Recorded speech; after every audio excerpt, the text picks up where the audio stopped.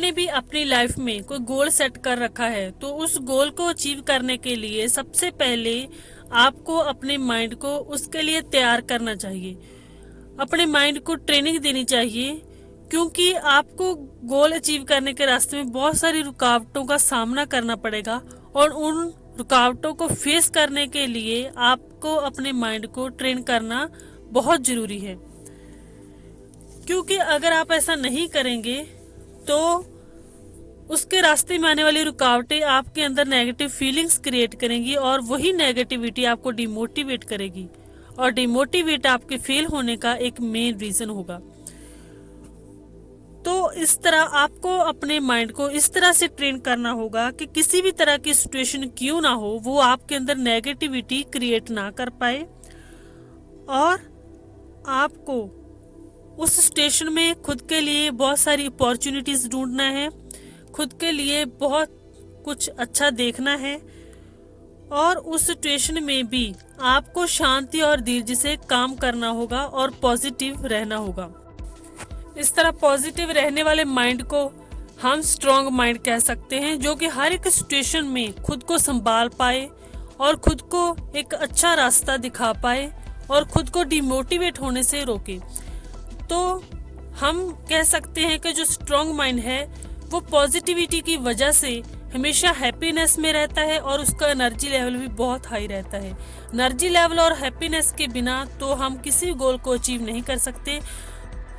तो इस तरह का माइंड बनाने के लिए जो कि हर एक तरह की सिचुएशन, हर एक प्रॉब्लम को फेस कर पाए, इस तरह का स्ट्रॉन्ग माइंड बनाने के लिए मैं आज आपको बहुत सारी टेक्निक्स बताने जा रही हूँ। ये टेक्निक्स बहुत ही ज़्यादा इंटरेस्टिंग भी हैं और इजी भी। इन टेक्निक्स में से आप किसी भी टेक्निक को पिक कर सकते हैं अपनी नेचर या अपने टाइम के अकॉर्डिंग। जो भी आपको बेस्ट लगे वो टेक्निक आप यूज़ कर सकते हैं। बस इन टेक्निक्स से अगर आप पूरी तरह से बेनिफिट लेना चाहते हैं तो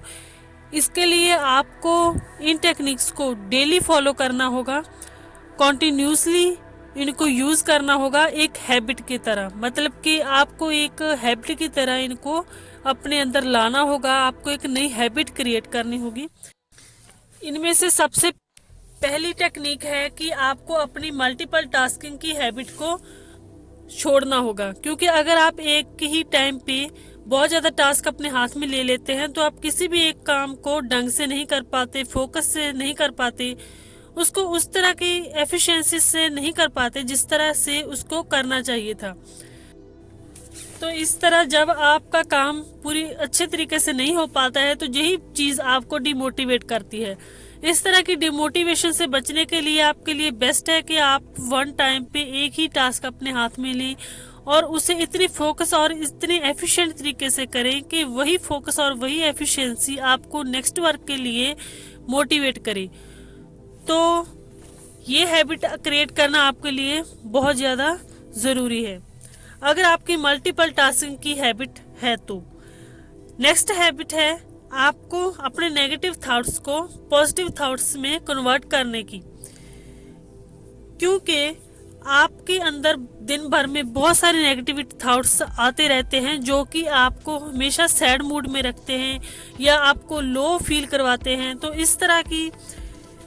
जो सिचुएशन है उसको फेस करने के लिए आपको चाहिए कि आप दिन भर एक अलर्ट तरीके से रहें, जिस तरह कि आपको दिन भर ये ख्याल रखना होगा कि जब भी आपको सैड फील होता है तो आपको ध्यान रखना होगा कि इस वक्त जो चीज़ मुझे सैड फील करवा रही है वो ऐसा कौन सा थॉट है जिसकी वजह से मैं सैड फील कर रहा हूँ या कर रही हूँ। मान लीजिए जब आपको महसूस होता है कि आपके अंदर वो थॉट जो आपको सैड करवाता है वो यही है कि आपसे कोई पास्ट में गलती हुई है जिसका रिग्रेट आपको रहता है और उस रिग्रेट की वजह से आप हमेशा सैड महसूस करते हैं। तो जब भी आपके अंदर ये नेगेटिव थॉट आता है जो कि आपको रिग्रेट महसूस करवाता है तो इस पछतावे को आपको एक पॉजिटिव वे में कन्वर्ट करना है। मतलब कि जब भी आपके अंदर ये नेगेटिव थॉट आता है तो आपको उसको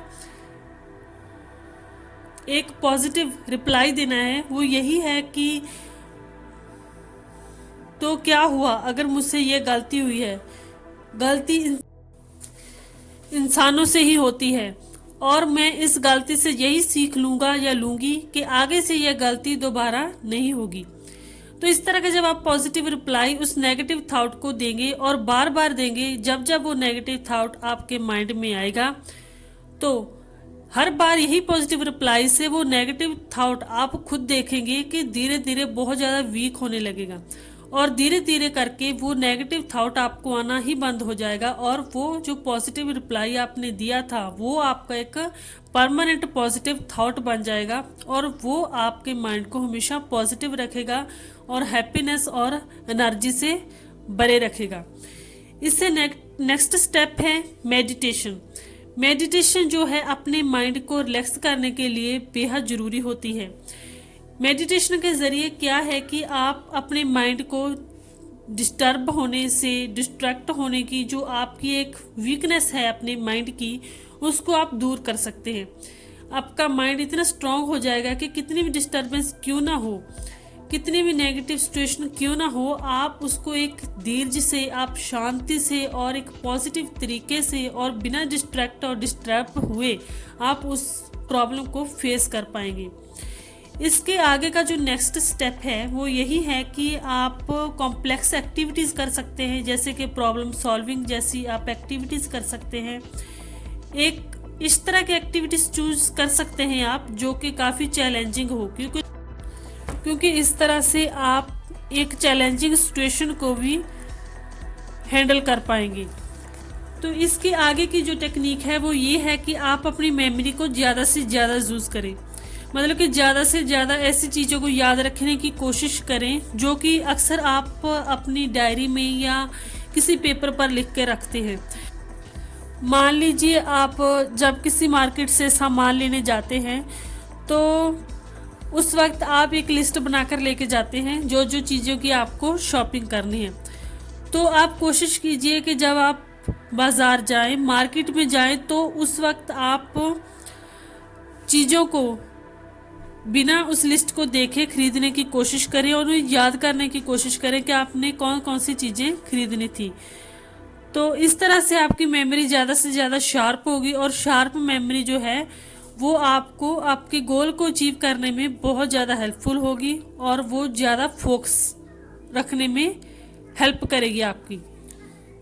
इसके आगे का जो स्टेप है कि आप ब्रेन ट्रेनिंग एप्स और गेम्स को यूज़ कर सकते हैं।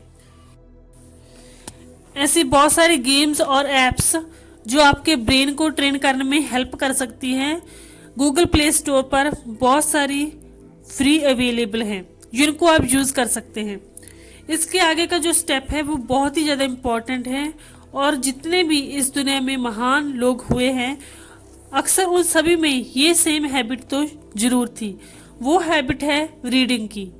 बुक्स पढ़ने की जो हैबिट है वो आपको बहुत ही ज़्यादा एक्सपीरियंस इंसान बना देती है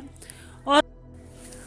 बुक्स पढ़ने से आपको हर बार कुछ नया सीखने को मिलेगा और यही नई सीख आपको पॉजिटिव और स्ट्रॉन्ग बनाने में हेल्प करेगी। जिस तरह बॉडी के मसल्स बनाने के लिए वेट्स उठाए जाते हैं, उसी तरह बुक्स को माइंड के मसल्स के वेट कहा जाता है, क्योंकि बुक्स पढ़ने से हमारे जो माइंड के मसल्स हैं वो बहुत ज़्यादा स्ट्रॉन्ग हो जाते हैं, हमारी मेमोरी तेज होती है और बुक्स पढ़ने से हमें बहुत ज़्यादा पॉजिटिव फील होता है और ये पॉजिटिविटी, ये स्ट्रेंथ हमारे गोल को अचीव करने के लिए बहुत ज़्यादा ज़रूरी होती है। उम्मीद करती हूँ कि आपको ये टेक्निक्स बहुत ही ज़्यादा ईजी और इंटरेस्टिंग लगी होंगी। इनमें से अगर आप कोई भी टेक्निक यूज़ करते हैं और उनके आपको क्या बेस्ट रिजल्ट्स मिले, मुझे कमेंट करके ज़रूर बताइएगा। अगर आपको मेरी वीडियो अच्छी लगी तो मेरे चैनल को सब्सक्राइब करें, ऑल नोटिफिकेशंस वाले बेल बटन को प्रेस करें, मेरी वीडियो को ज़्यादा से ज़्यादा शेयर करें, लाइक करें, कमेंट करके ज़रूर बताएं कि मेरी वीडियो आपको कैसी लगी।